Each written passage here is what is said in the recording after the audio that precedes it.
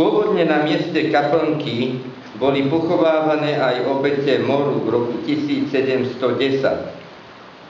Keď v auguste a septembri roku 1831 bola v Trnave epidémia cholery, tu sa pochovávali obete cholery.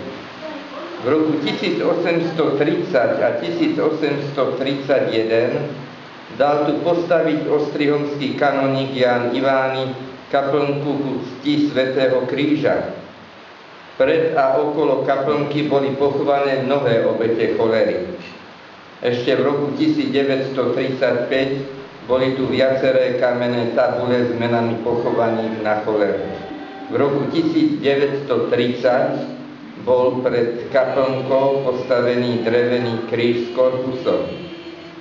Po príchode otcov Salesiánov v roku 1940 boli každoročne pred alebo na sviatok Svätého Kríža 14. septembra pobožnosti v kaplnke.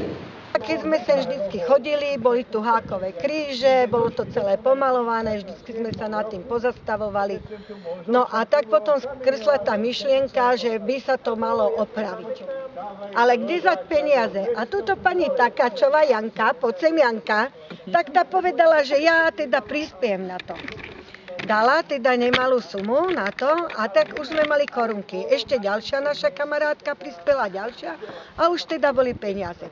Ale všetci sa z toho úprimne tešíme, lebo je to prekrásne urobená, krásna kaplnka, aby teda tá naša generácia, na čo mala spomínať, aby si aj uvedomili, že je tu Panna Mária Trnavská, ktorá nás ochraňuje, ktorá tú Trnavu naozaj chráni.